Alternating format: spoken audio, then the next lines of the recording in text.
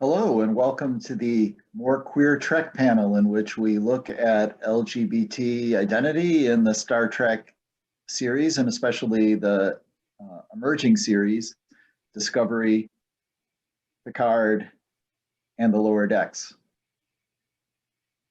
Welcome to our co-panelists who will now be invited to introduce themselves. BC, do you want to go first? Sure, I'm BC Holmes. I'm a Trek fan from way back in the days when we only had 13 channels and we had to watch all of the TOS reruns for years and years before new episodes came out. I'm also a Canadian, so that kind of colors a lot of my perceptions of things, and I'm also queer. Maybe over to Lyda. We get to decide who goes next. Okay, that's kind of fun.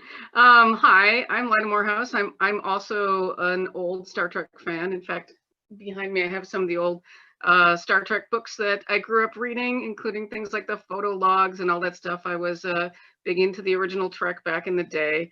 I'm now a professional writer, but that has nothing to do with this panel. So I'm gonna just go ahead and let Erik introduce himself.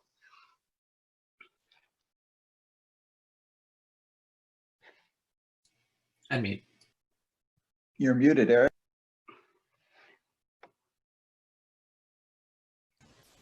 Sorry about that. My name is Erik, and I've been Star Trek fan probably since about the 4th grade. And with maybe sort of a brief hiatus, I think in more recent years, particularly with some of the new movies and TV shows that have come out, I've probably a bigger fan now more than ever. And on to you, John. Thanks. So my name is John Till, and I've had the honor and the privilege of playing the Star Trek RPG, the new Star Trek Adventures RPG, with all of my co-panelists at one point or another. I think the first time we ever gamed together was at ConFABulous 2 years ago, and that morphed into an all LGBT Star Trek campaign, which is still running. So I became a Star Trek fan as a young kid, watching Star Trek in syndication. The first Star Trek novel I read was James Blish's Spock Must Die, and in which the Klingons do quite a number on Organia. And I always thought Sulu was hot, particularly when he's fencing with no shirt on.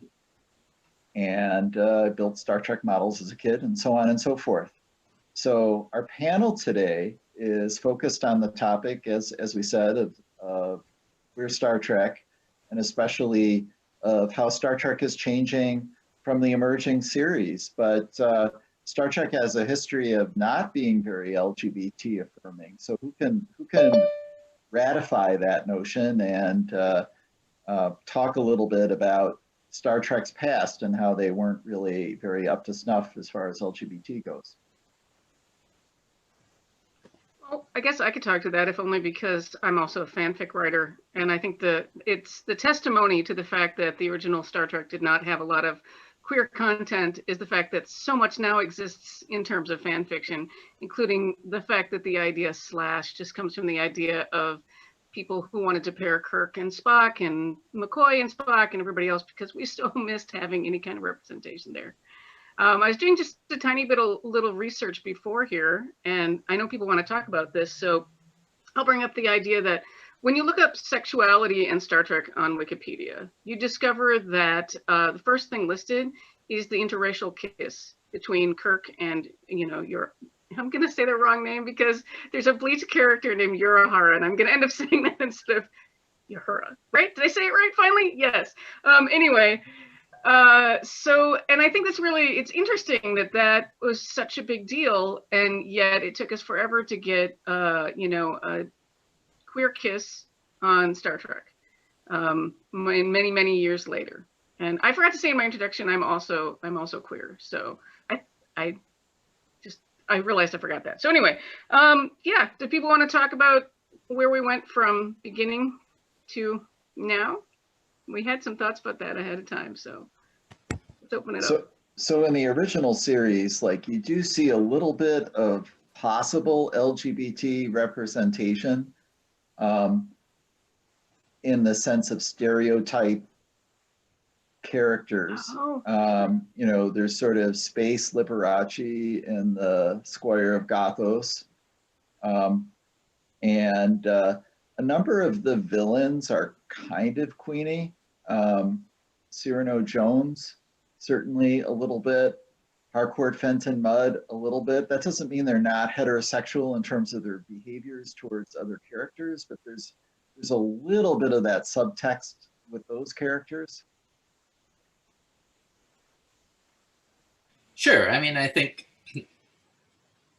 a more recent example might be in the TNG episode, The Most Toys, where Saul Rubinek, you know, steals Data to add him to his collection, and you know, seems to lilt a little and tell Data that, you know, he looked great without any clothes on, etc. But certainly those stereotypes that were tired and irritating in the original series became all the more tired and more irritating by the time you got to the late 80s when that episode appeared. And then there's the outcast. Yeah, so I have to confess, like when I used to do old Trek cons in the 90s, and yeah, in the 90s, I guess it was, like I was often like the lone voice who was kind of like, you know, I actually have a little bit of a soft spot for the TNG's attempt to do the very special queer episode. So the two of them that were often criticized were the host and the outcast. And because I kept seeing these as trans metaphor stories, I was kind of like, well, you know, I think they're not great, but I think they're not terrible. and as a result, you know, because they weren't great but not terrible, I was kind of like, okay, well, I'm willing to accept those and say that, you know, maybe they were trying to do a half decent episode, but they were constrained by the very special episode format. But I always seem to be one of the lone voices on that point. Well, and I was doing some research into the episode The Outcast, and I think it seems like they had gotten a lot of fan mail that was both for and against that episode, and including some LGBTQ fans who, you know, didn't think that it had gone far enough and that it was disappointing. And then I think I'd read even to Jonathan Frakes, I think was interested in kind of pushing it further, like, you know, instead of having the Janai character be cast with a woman, that it would have been cast with a man, so that he would be in a relationship with, you know, a male actor. But of course that didn't happen either. And so, yeah, I think that I feel like that was really kind of a missed opportunity. I mean, it tried, but, you know, it wasn't, you know, they just weren't really ready to pull the trigger. And then I wasn't familiar with this until this summer, actually, but technically the first gay character that had ever been introduced anywhere in Star Trek was in a comic book. It was from Starfleet Academy, which was published like in 1999, and it was written by Christian Cooper, and he got some unfortunate notoriety this summer because he was the gentleman that was he was the birder in Central Park in New York that the woman had called the police on him. Mm-hmm. And he was actually a writer for Marvel Comics, and he wrote the first gay character, Yoshi Mishima, in this Star Trek Academy comic book series. And I think he had wanted to do actually a main character, but then of course Paramount didn't want that either. But he at least had gotten this Yoshi character in that. So that was the first reference to really an openly gay character, but it was in a comic book, and you know, I'm a big fan, but I have to admit I hadn't read it at the time that it was published, and so I think something that probably a lot of people were not aware of. So 1999 is like after 95, which is the year that the episode Rejoined of DS9 was first broadcast, which is not to say that, you know, that episode is about gay characters, but it was the first episode that I think that still within that very special episode format that was at least mildly positive about same-sex relationships. Would you mind telling us a little recap of that, just in case Sure. viewers who don't remember the episode? Rejoined is the episode in which one of Jadzia Dax's ex-wives from a time when Jadzia was in a different host and the ex-wife was in a different host. They're now in new hosts. They're both, stationed on DS9 to do some episode-length experiment, and they start to reconnect as they start talking about their previous history with each other. But that's bad because you don't want the slugs all reconnecting, otherwise they'll, just form this clique and never talk to anybody else. And so all of the other Trill that are there are like, they can't stay together. It defies our social conventions for two former Trill slugs to reform relationships. And also it's a queer metaphor. So they must be pushed apart. Yep, that's probably was the first Star Trek that I remember having queer content in. And I have to admit, I was probably one of those audience members that was disappointed. I mean, what's funny is that when I think back, I was disappointed with a lot of queer attempts. I feel like the 90s, there's a whole bunch of TV shows that were attempting to put in GLBT characters, and they always fell short for me. But, now in retrospect, how long did we wait until something else happened? I mean, has Star Trek had, you guys who know it a little better than I do, has Star Trek had another really strong GLBT moment since that? So there was every time I tell this story, I feel like I'm the only one who's ever seen it this way. So, it might be that my particular view of this story is skewed, but I recall very clearly hearing through like the con scuttlebutt in the lead up to Star Trek Enterprise that Paramount had finally reached the point where they were hearing fans demand a regular queer character. And so Enterprise was going to be the story or the show that was finally going to introduce, the regular gay character who was going to be part of the crew and part of the adventures, every episode, etc. And so when Star Trek Enterprise started, I was, staring at the episodes week after week thinking, okay, which one of these characters is the queer character? And Malcolm Reed seemed like the one that stood out as the one that was going to be obviously the queer character because, he has an English accent, so therefore he must be gay. But then a weird thing happened. So there was like half a season and they went on like mid-season hiatus.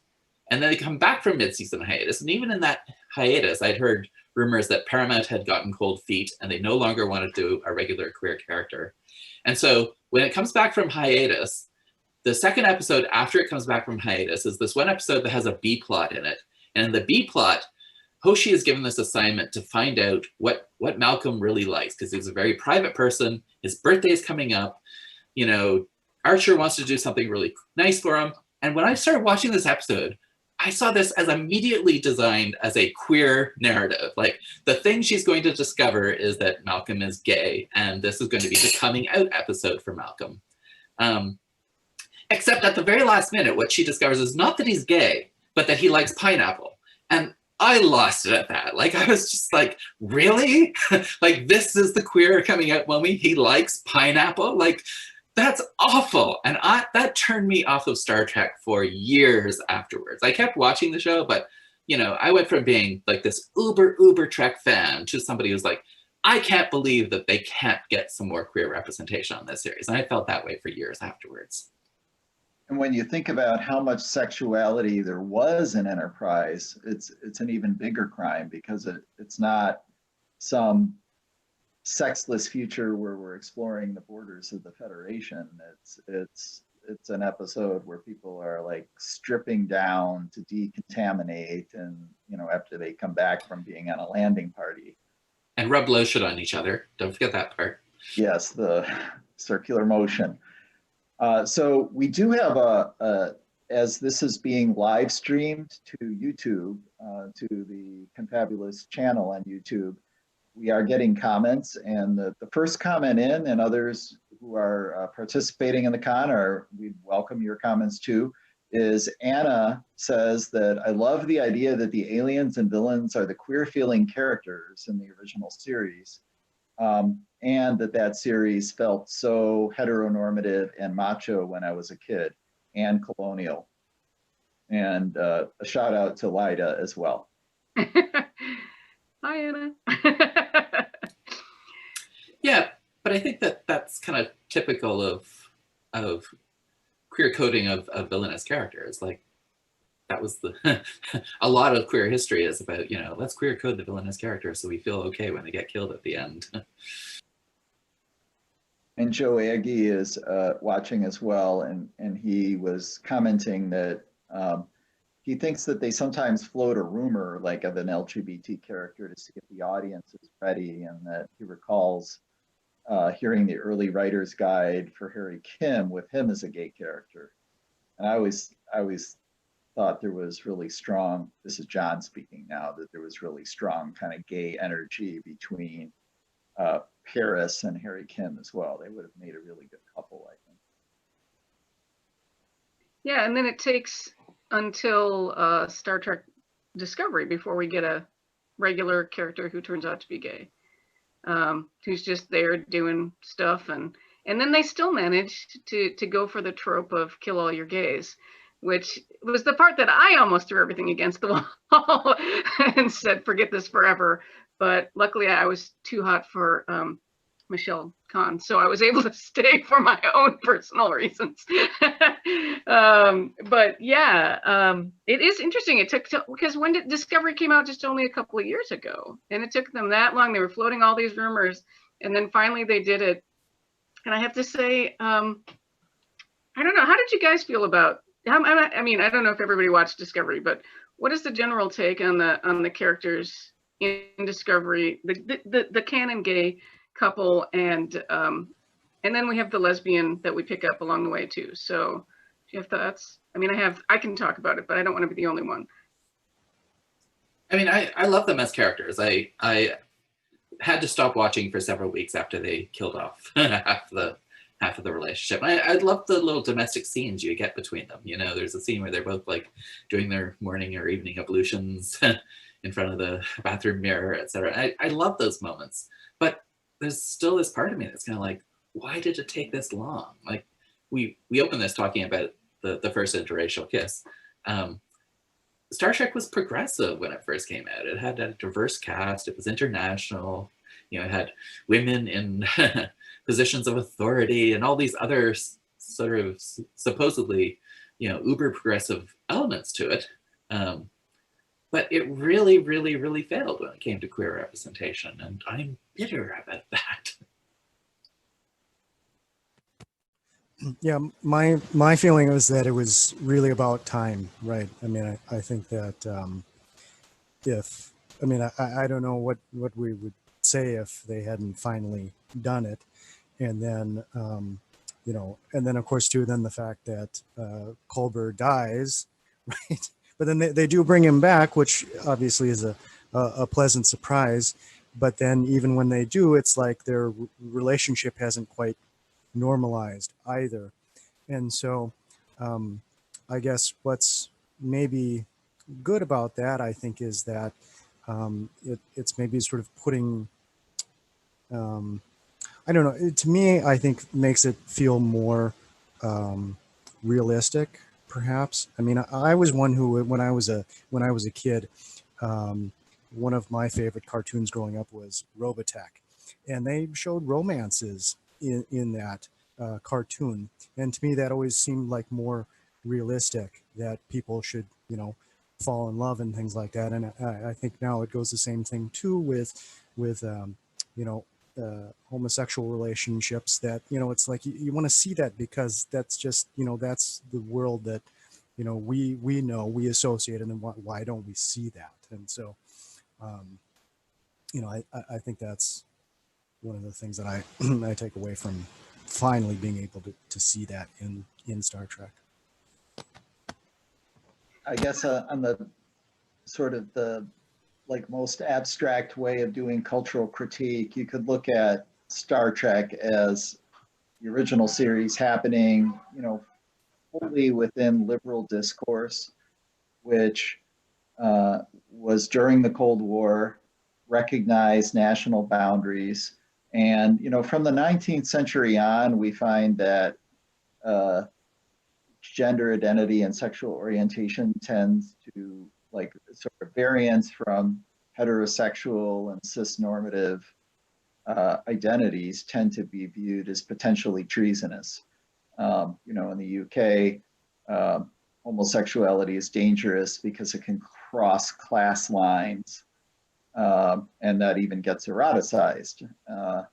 And as we look at nation states, homosexuality or whatever, queerness is dangerous because it can cross national lines, and who do you trust? And this was, the original series came out less than a decade after all gay males and probably lesbians too had been purged from the US intelligence community. You couldn't serve in the military as openly LGBT either. I mean, it was hard to work in the State Department. And at the same time, the Mattachine Society already existed, and the original series ends a year before the Stonewall riots. And, the series was produced in Hollywood, so there were definitely gay people there. The first, groupings of the Mattachine Society were organized by Communist Party members living in Hollywood Hills. Yeah, and to that, John, hang on. To that, John, I was going to say that I, even into the 80s, I had a friend who wanted to work in Washington, D.C. He was just going to work for the State Department as a translator. And when he called me and said, I put you down as a reference, he said, but don't tell them I'm gay. That'll still get me kicked out. So that was still true well into the, I guess that if I was graduated, it was already into the early 90s. So, I mean, some of that stuff was still happening. Absolutely. Yeah. And, early Trek, it's hard to really wrap our minds around how kind of, how fascinating the combination of the things that it did really well and the things that it didn't do is sort of, because I think a lot of times about, like, if I were to try to have a bridge crew that was similar to the one back in old Trek, I mean, we were at war with the Russians. We had a Russian right there. I mean, Cold War. And we were in Vietnam, and we had an Asian. I mean, he was Japanese, but at least there was somebody of Asian descent on screen at a time when we were actively fighting in Vietnam. And then, of course, we had a Black woman who could carry a phaser and go into battle, which is things that women in the United States had to struggle to even do now. So, I mean, it was really radical. But you're absolutely right that, like, then there was this element that was kind of always missing. And back earlier to the queer coding of the villains, it's such a fascinating way to try to slide stuff in. But as BC points out, I mean, we always end up having to watch the people who seem like us die. And that's just never any fun, to put it mildly, And it takes us till Discovery to come back to actually having somebody. And I really like the engineer character, but I really felt that he also was, it was interesting to me the extent to which there was a little stereotyping in the way he was acting as well. And when we pick up the lesbian, whose name I'm not going to remember, even though I just watched. Thank you. When we pick her up, I was like, instantly, it was the first time in my life I was like, wow, this person's really queer coded. Oh wait, they actually are. Which was really nice. And she doesn't have to die, although also had a dead wife, if I recall. So apparently we can go into the future. We just don't get to keep our husbands and wives and our beloveds. That's great. And has there been any bisexual representation? I mean, I feel like Kirk is bisexual representation, but it's never explicit. So arguably, you could say Jadzia had some bi representation. Sure. Okay. That makes sense. I also think that, there are areas in which even some of the later treks are still really quite progressive. Like I recall thinking during the original airings of some of the TNG episodes that in one area, they were often showing like older women at a time when older women seemed to be disappearing from television, and often older women in positions of authority, which I thought was really interesting. I remember the episode in which we first meet the Cardassians. The episode name I'm blanking on, but it's the first time we see the Cardassians. They have to chase after a rogue Starfleet ship that's, you know, causing mischief in Cardassia. That first aired like as the lead up to the first Iraq invasion happened. And it was basically about the perception of the enemy in times of conflict. And I thought that, you know, having that particular message at that time was like really something. And I was quite surprised that that episode came out. But just for whatever reason, it's just, they were completely unwilling to try to do anything really good with queer representation. And then I also think there's other places where they failed it. There's the Enterprise episode, what is it called? Progenitor? I think it's called something like that. It's the episode, or Cogenitor. It's the one that has a non-binary character in it. Do you guys remember this one? Am I the only one who watched this? It was on Enterprise, Star Trek Enterprise. Was it the one with the third gender? The third gendered person, yeah. Mm-hmm. That one's really hardcore. I mean, don't want to spoil it, but it's long enough ago that I do want to address the fact that, you know, one of the things that happens is Trip sort of adopts this character and tries to teach them that they could be something other than just this third gender who's there for representation. But then they what I am shocked at to this day is that, speaking of colonialism, is that in the episode, this non-binary person says, I would like to get asylum, and because we're trading with this alien race for the first time and they're giving us good stuff, we say no. Because it would disrupt the capitalism. And I was like, well, wait, what is happening? Is this Star Trek? And then we find out as if that's not bad enough. So this person has to go back and live this life of sort of sexual drudgery where they don't even learn to read, although they did learn to read. And they kill themselves, and we get that message at the end. We hear that Trip's interference made this person decide that their life wasn't worth living. And I mean, that one knocked me back really, really hard, because I was just like, I felt very betrayed by the fact that the reason given why we weren't supposed to take this person in as asylum was because we couldn't jeopardize our trade relations. Where am I? You know, I thought we got rid of money. I guess, I mean, to be fair, Enterprise is early enough on that we still do probably have money, and we did need, I mean, they did set it up that it was early enough in the timeline of Star Trek that we're still in the exploration era and we need all that advanced technology, but dang, that one was hard for me. And I especially going back, and I'd gone back to it recently, going back to it now with the sensibilities of somebody who has a lot of non-binary friends, I don't even know how it would play these days. So I don't know, did other people have other feelings about that? When I have obviously a lot of feelings, and I should probably stop talking. Yeah, no, I think you hit it dead on, Lyda. I see the same thing, and I think, you know, there are other examples too where you see in Star Trek that characters do they do what is right and not simply follow orders. And, you know, that in that case, so, and I'm thinking of I forget the name of the episode, but from The Next Generation, when they find the human boy that had been raised by the Talarians, you know, and was like the Admiral's grandson, and then they wanted him back, but then Captain Picard gave him back to the Talarians because that's who he was raised with and that's the only family he'd ever known, you know. But then you're right, like Captain Archer says, yeah, no, this is, you shouldn't have done that, and this was wrong, and, you know, it really, instead of, was upholding the status quo instead of really doing the right thing. So there's a couple of Cardassian women in Deep Space Nine in an episode. They arrive on the station. I think they're scientists, but they're also sort of dissidents or troublemakers of some kind. And I got like a really strong LGBT vibe from the characters, which turned out to be not who they are, but, you know, sort of reading into them, it was easy to read them as LGBT. I'm forgetting what the name of the episode was, but I really like those characters. I think that they're an interesting example because they're one of the very rare instances that we actually get to see female Cardassians, and I think that, you know, possibly because they were trying to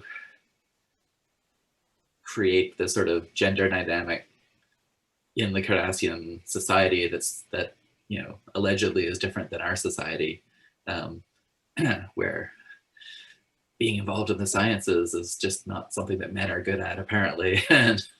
But they introduced that solely for the purpose of creating this tension with O'Brien, I think, and I think that, you know, because of that, they're dabbling a little bit into different ways of trying to represent male-female interactions, and I think that might be where some of that queer coding is coming from. And BC, you're watching. Are you watching the Below Decks? Is there any queer content in? I don't recall any queer content in Below Decks, but I might be blanking on something. Yeah. Well, is anybody else watching that? Yeah, I'm trying to decide if I still should. You know. Yeah, I did see one, maybe kind of one possible example. So there's Rutherford, he's got the cybernetic implant. He'd been kind of having a relationship with Tendi. Like, I think they have a lot of interests in common.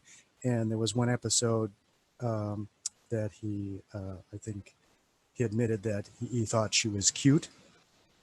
But in the, not the final episode, but the second to last episode of the season, the chief engineer on the ship, his name is Billups, and he really kind of idolizes Billups. And I think there was a scene where they were like in the lounge, kind of the bar mess area or whatever, and Billups was sitting at a table by himself, you know, having like a milkshake or something, right? And Rutherford was really like, you know, really wanted to go over and like hang out with him. And so I think maybe there's some, you know, you could maybe kind of read into that too, that it's not just simply the idolization, but, you know, that maybe there's, you know, he really wanted to have, you know, more closer relationship with him. So, but that's kind of pretty subtle, I would say. Oh, well, yeah.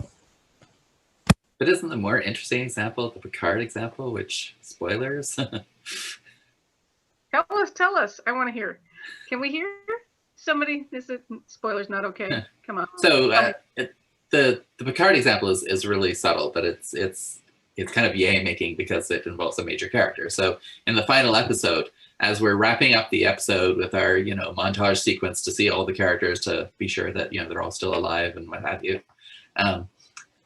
you get this shot that's taking place in the lunchroom on the ship, and you see that Raffi, the new character that was introduced in Picard, and 7 of 9, who is of course the long-standing character from Voyager, are holding hands in the lunchroom and talking very closely to each other, and that idea that there could be a potential relationship between them just kind of opens up all kinds of wonderful doors, but also finally addresses this thing that, you know, a lot of people have felt about Voyager for a long time, which is that 7 of 9 has some really interesting queer coding that the show never wanted to explore.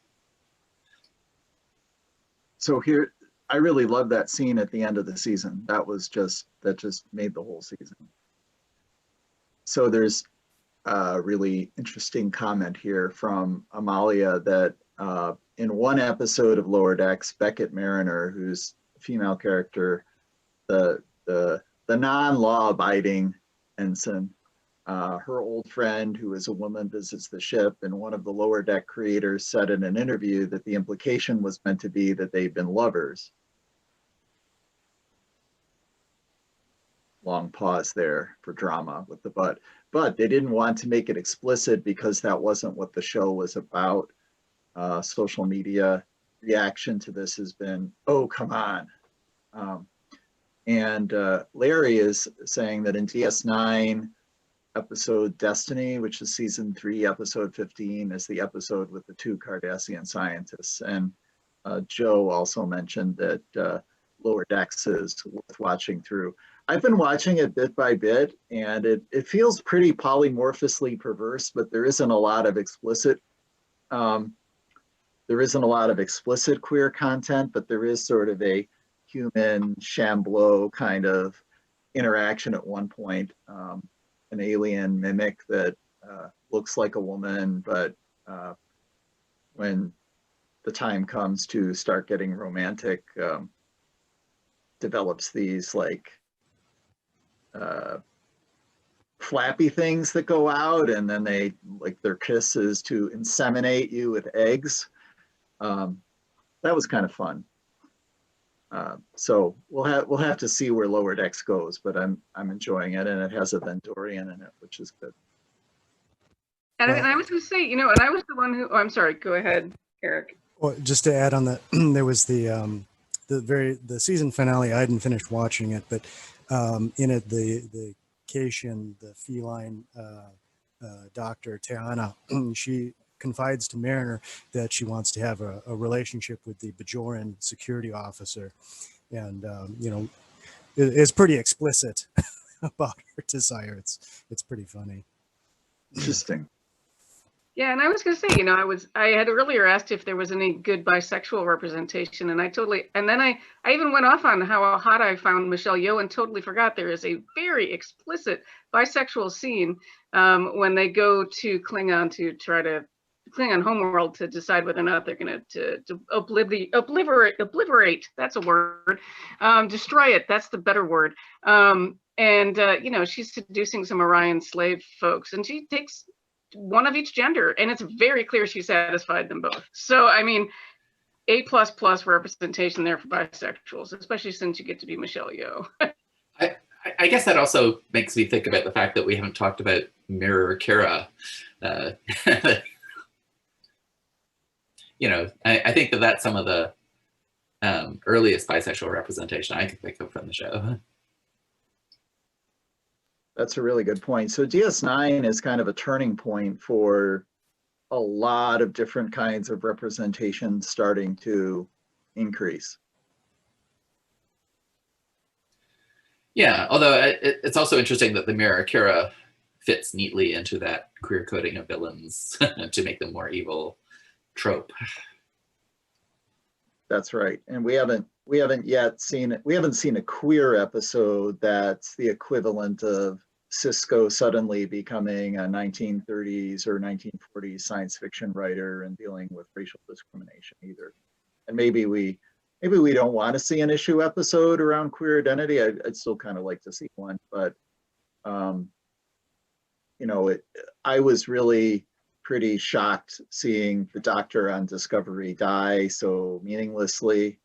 And it was kind of doubly hard because he was a really special character the actor was a pretty special character in My So-Called Life too, where he also, he played a gay youth who, had bad things happen to him. So that was just really, really hard to see, and I felt it was really thoughtless on the part of the writers. I mean, I'm glad he's undead at least. Cured of being dead? It's unclear. With the space mushrooms. You gotta love that. I guess oh, sorry, go ahead. Oh.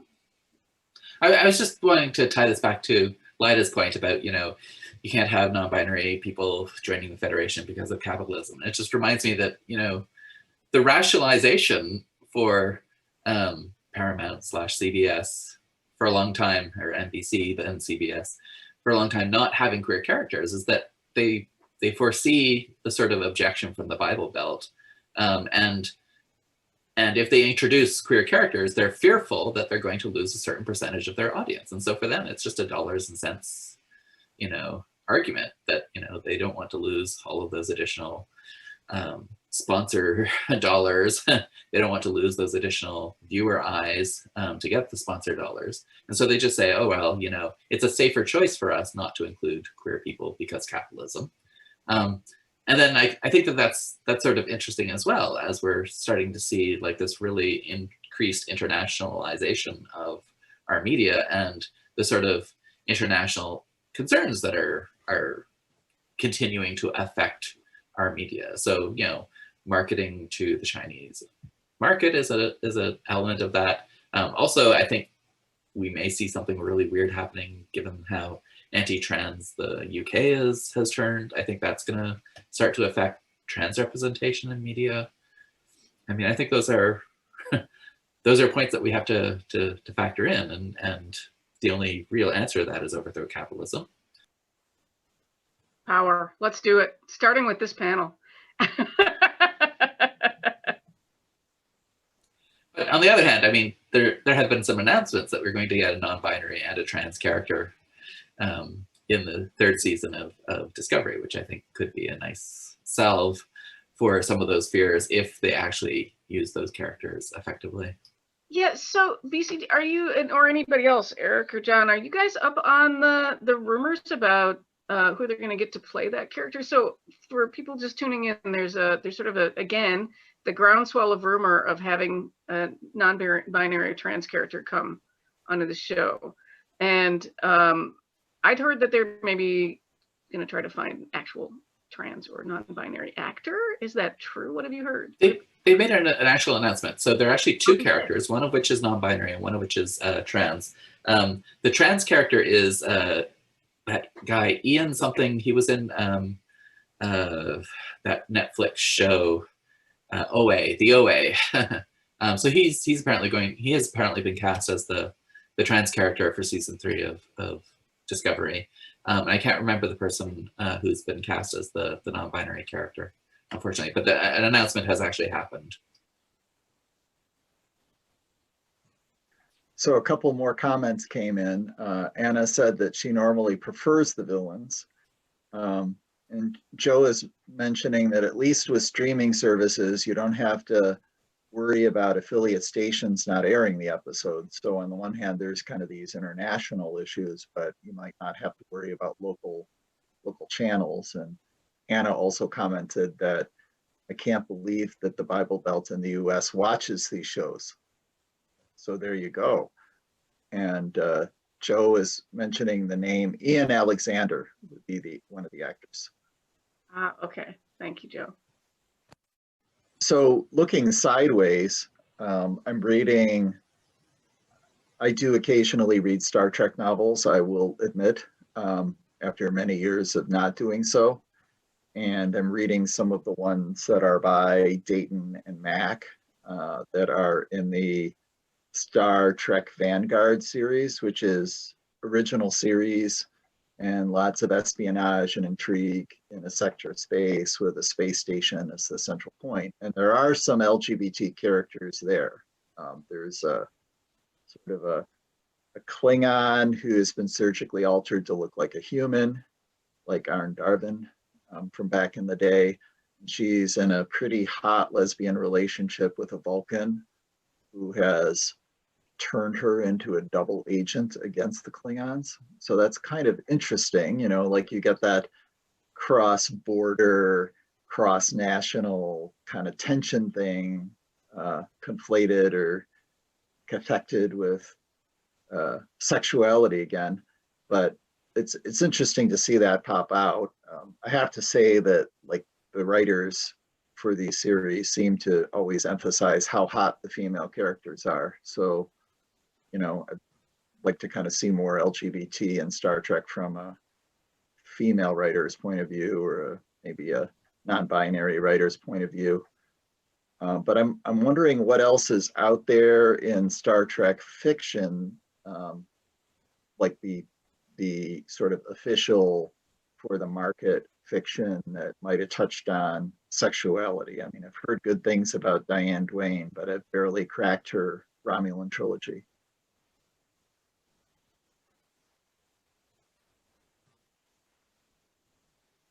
And perhaps nobody has any recommendations there. Oh, sorry, John. It's the way. I think there was supposed to be a book about Section 31 that I heard had some good queer representation, but I myself have not read it. I loved Section 31. I would totally. That could. Sorry, Lyda. You like Section 31? You were saying? I did. I was just saying I would totally read that. So Joe is saying, in terms of a shameless plug, L.A. Groff put gay settlers in her novel Rough Trails, and at the Gay Lexicon auction, he won the opportunity to have them named for us and the dogs. That's pretty cool. And Blue Del Barrio is the non-binary character Adira in Star Trek Discovery, which is their first role. That's from Larry. Can I just make a tangent about, I'm looking back at Anna's comment about not believing that the Bible Belt, or finding it hard to believe that the Bible Belt watches Trek. And I think it's really interesting that, I'm going to speculate that the rest of the panelists think the same way, that we watch Trek and view this as this very progressive show. And I always find it really interesting that there are people who like Trek, and what they see in the show is, here's this quasi-military organization in which, you know, the captain gives orders and other people just fall into line. And that for them is the essence of Trek. Like, they just view this as very, very traditional, very, you know, authoritarian, etc. I don't understand that headset, but I've encountered it enough times that I'm pretty convinced that it's a not uncommon way of looking at the show. Yeah, no, I would agree with that. And I'd wondered that too. And in fact, just the other day on Twitter, I think Marina Sirtis had retweeted a comment. Somebody had said, you know, stop making Star Trek so political. And Marina Sirtis is just like, did you not see what Gene Roddenberry did to begin with? So yeah, it is interesting to think about what people see in Star Trek and what they don't see in it. And sometimes that's, you know, the not seeing is by design. So I was talking in the intro about, I grew up watching Trek in syndication. You know, there was where I grew up, we used to get this Detroit station that used to air Trek regularly. And there was one episode that was consistently overlooked, which was the one that was basically the birth control metaphor from the original series. And it was just kind of like, they would go through all the episodes, but somehow that one consistently got left out of syndication again and again and again. So, like, you know, I watched all of the episodes 100 times, except that one, which maybe I saw twice or something. And so clearly people are making decisions about trying to reshape what Trek looks like, etc.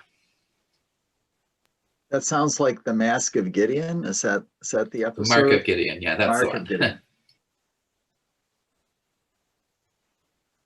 And I hear that, you know, like, people have done similar things with some of the queer episodes. They've taken, they've cut out little bits like showing same-sex kisses, just so, you know, their network audiences don't have to see all the gay. Don is saying that Andy Mangill's Section 31 novel, Section 31 Rogue, may be the one with the LGBT representation in it.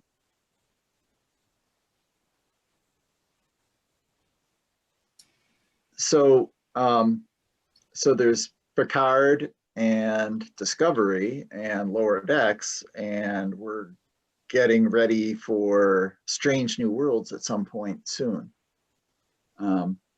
Any rumors you've heard about LGBTQ and that particular show? I have heard no rumors, although I do think it's really interesting that, you know, people are looking at that series as the one that's going to bring back real Trek to Trek, etc. And every time I hear that, I can't help but think, oh, what you really wanted was another straight white male captain. Like, that, you know, there just seems to be such resistance to seeing, you know, any sort of diversity. Like, Star Trek Discovery was was criticized as being Star Trek diversity. I can't believe they put diversity in my Star Trek. That I'm concerned about the Strange New Worlds, you know, becoming the fan favorite again, just because it's going to reproduce that sort of straight white male heteronormativity that fans seem to be clamoring for. You're probably right. Although if it comes with like the Kirk fight music and the ripped shirts, I don't know, I'd probably watch it. Anson Mount is pretty. And I really liked his character as it developed in Discovery. I really hope it doesn't just end up being a recapitulation of the original series, because we've had that. And it was good for what it was. And we might see something that's sort of intermediate. It might be kind of a return to things that people are nostalgic for from the original series, with a little bit more representation in the ranks. There's also the whole character of Number One, who's the female first officer, who's like, there's a few Star Trek novels that feature her. She's pretty undeveloped in the canon, so I think it'll be interesting to see how she develops. I think it's interesting, though, that, how should I say this? One way of looking at Star Trek Enterprise is that they try to like completely return to the original TOS mold, to the extent that they got the straight white male captain, they've got the Vulcan first officer, who is female in this version, they've got the the engineer, etc. And the only real variation on the original series that they've made is they've made the black guy drive the ship and the Asian woman, you know, be close to, but not quite, the communications officer. But where I think that return to the original series kind of tripped over and failed in a really big way is that as the show progressed, they sort of found reasons to ignore any of the diverse cast in that. So, you know, I think, for example, Shran, the Andorian character, was far better developed than Hoshi Sato or Travis Mayweather ever were. and so I'm fearful that they're going to go back to their safe place again in the face of all the criticism that has come out from Discovery and even to a certain extent from Picard. And that makes me, you know, discouraged. So there's been a whole slew of comments since we've been talking about Strange New Worlds, and I'll just share some of those. So Die Standing is the new novel about Michelle Yeoh's character in section 31. So that's, and that it's an explicitly LGBT look.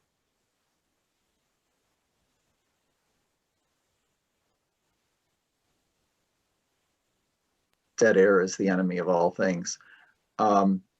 So speaking of cutting out gay stuff, Larry is writing, I know it's a movie and not one of the TV shows, but how Ensign Hawk on Star Trek First Contact was supposed to be a gay character, but any scenes with gay content were cut out or not filmed. Yeah, you can't Dumbledore that. Joe is writing that I am clamoring for Strange New Worlds, but mostly because Pike and Number One were so well cast and enjoyable in Discovery, and I agree with that. Anna's saying more chicks or gaseous captains and something new and non-bipedal. And Erik shared the site for his Star Trek Excalibur game. Do you want to say something about that, Erik? Sure. Yeah, I've had been running a Star Trek game, not really a campaign, but since I had probably met John, had got back into Star Trek role-playing games, and I had created a ship and a crew set during the Next Generation era, and had created a web page as a kind of a reference for that. I've tried to include a lot of information that would not be duplicated at a lot of other sites. Just some of my thoughts on, you know, how maybe things would be organized on the ships and things that people would want to know. And then I've, of course, linked to some other resources for Star Trek and role-playing games and so forth. Sounds really like cool. it is cool, and I've been in some of Erik's games on the Excalibur, and you know, it occurs to me that it would have been really nice to see a series with Captain Sulu.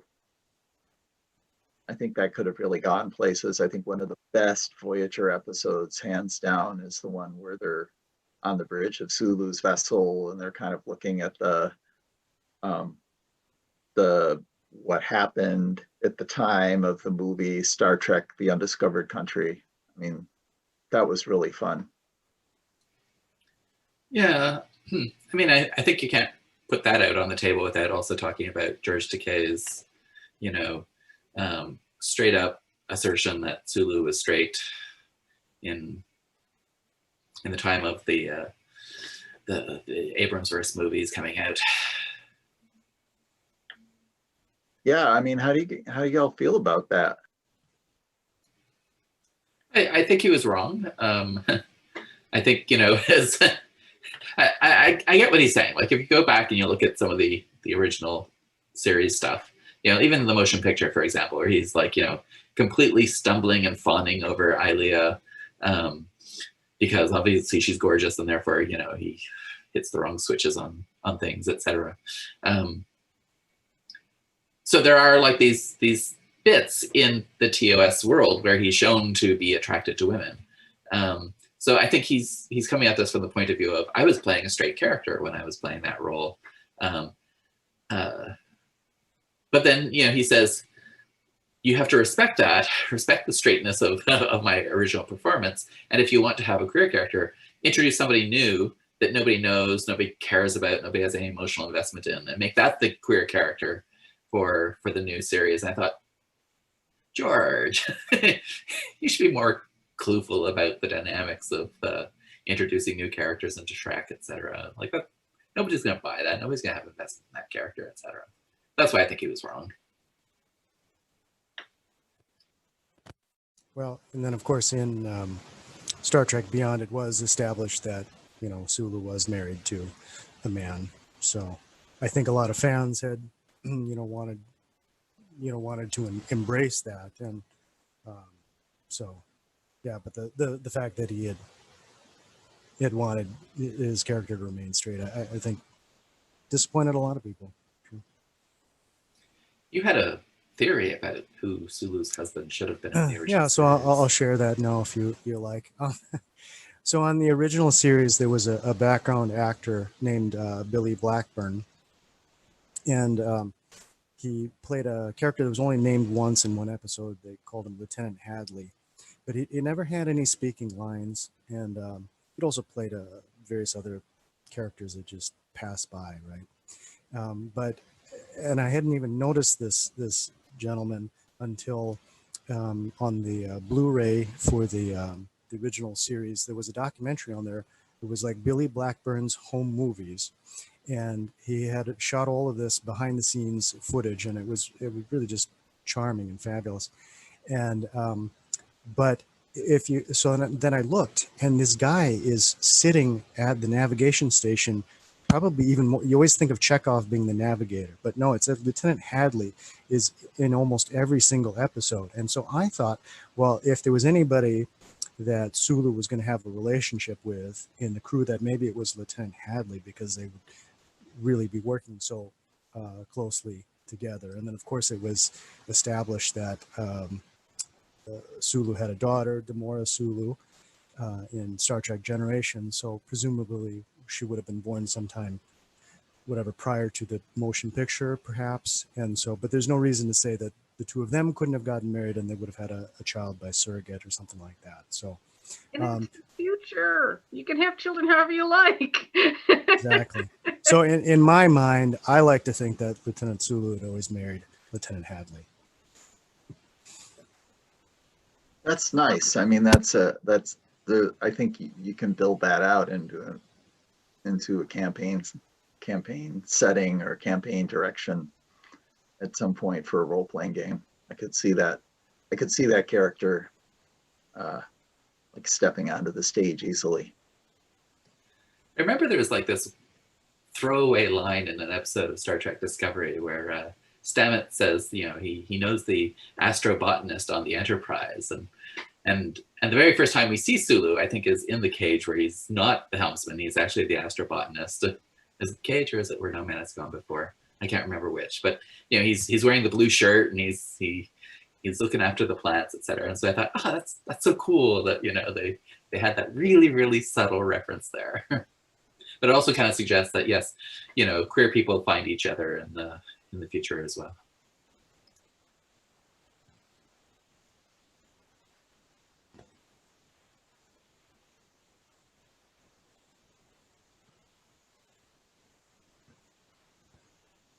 I think we're just about at time. I haven't seen a 1 minute or a 2 minute warning, but I notice it's 4:01. There's been some great commentary about gay Hollywood and Sulu. We're actually 1 minute past time. So want to just take a minute to thank BC Holmes and Lyda Morehouse and Erik Mornes for joining me today for this discussion of queer Trek. There will be a panel on LGBT groups and gaming a little later in the day. Maybe we'll see some of you for that. And I know that I'll see all of my co-panelists in Star Trek gaming in the future. So thank you for being here today.